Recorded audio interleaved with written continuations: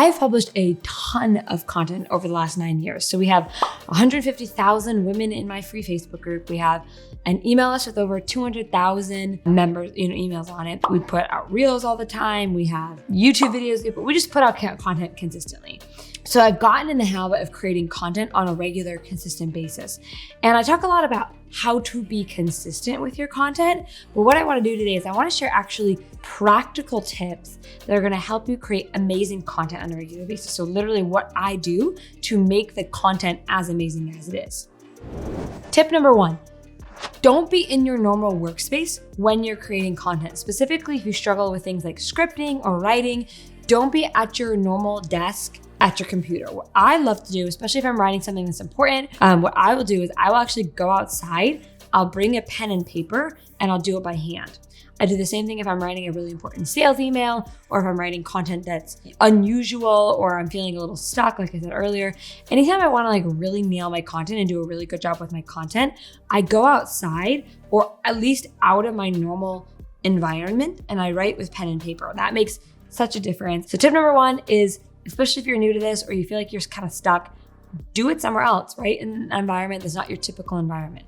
Second thing that I do when I create content is I set a timer on my phone or on an actual clock thing for 30 minutes, and I just write. I just create the content. I just script. I just do my little bullet points. Whatever I might do, I write in 30-minute time blocks, and I don't start correcting it. I don't reread it. I don't proofread it. I just start writing, and I don't stop until that 30-minute timer is done. You would be amazed at the quantity of good content you can write with 30 focused minutes. Actually, an insane amount of time. 30 minutes doesn't seem like a lot, but when it's focused and you're literally just writing, it's actually a ton of time to write a lot of content. I can write 10 emails in 30 minutes of focused writing. Tip number 3 is to create first, edit later. What I mean by that is don't censor yourself. This applies if you're writing, if you're scripting, even if you're filming. Just say the words, just get it on a pen and paper, just say to the camera, just create it, and then you can always go back and edit it later. I think a lot of times we are we'll write a sentence or we'll type out one bit of the script, and then we go back and we're like, oh, I gotta fix that, or I gotta change that, it doesn't sound good enough. That actually slows down your progress, and it ends up with a piece of content that feels too professional. Just write, and then you can go back and just create first, edit later. Tip number 4 is to create a running note, like a sheet, a running tally of all the topics that you want to be talking about. So just keep a running list of all the topics that you want to speak on. I just use the notes app in my phone. I'll be at the gym, or I'll be at the, in the shower, or wherever I might be, and I just get an idea for a piece of content. I'll just pull up my phone and I'll just write it right there. That way, when I sit down to script YouTube videos, or I sit down to, write a bunch of emails or create a bunch of Facebook posts or whatever it might be, I have a bunch of topic ideas ready to go. So I don't have to spend any time thinking about it. And I find that the ideas I have in the moment are so much better than sitting there and kind of forcing myself up to come up with 10 topics. So I just find that my content overall is better. If I get inspiration, write it down, and then flesh it out, it tends to be a better finished content. Tip number 5, don't overthink it. Here's the thing. We put out so much content, quantities and quantities and quantities of content, and it's good content. But the thing is, if I overthought and had to make every piece of content perfect, I would never get anything done. My mentor calls it publishing your first draft, or publishing a rough draft. Just get the first draft out there, and eventually your first draft will improve. We just recently filmed a YouTube video reacting to my first couple of YouTube videos.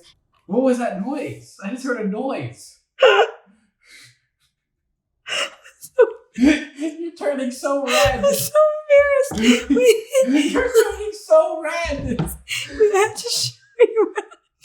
Your face is red. It's so embarrassing. And they were so bad, but it's okay because I put out my rough drafts, and over time I got better, and now I think my content's amazing. Maybe 10 years from now I'll look back and be like, oh wow, this totally sucked. But it doesn't even matter. The point is, don't overthink it. Just publish your first draft, and over time your first draft will get better. It does not have to be perfect. Tip number 6 is to keep going even when you don't feel like it. So I think it was Vanessa Lau, I don't remember who it was, but one of the girls I love and I'm friends with, we talk about keep going when you're not inspired. So often when you're creating content, you aren't feeling it. In the moment, you might not feel like creating content. There have 100% been times where I had 6 videos or 9 YouTube videos that I sit down and film. And did I feel like sitting down and scripting and then filming 9 YouTube videos?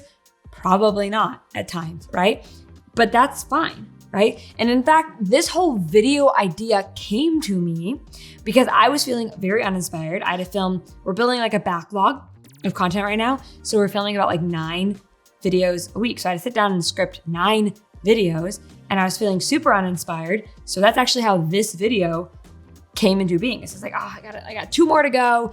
Feeling uninspired, maybe I'll make a video on like how to keep showing up even if you're not feeling inspired.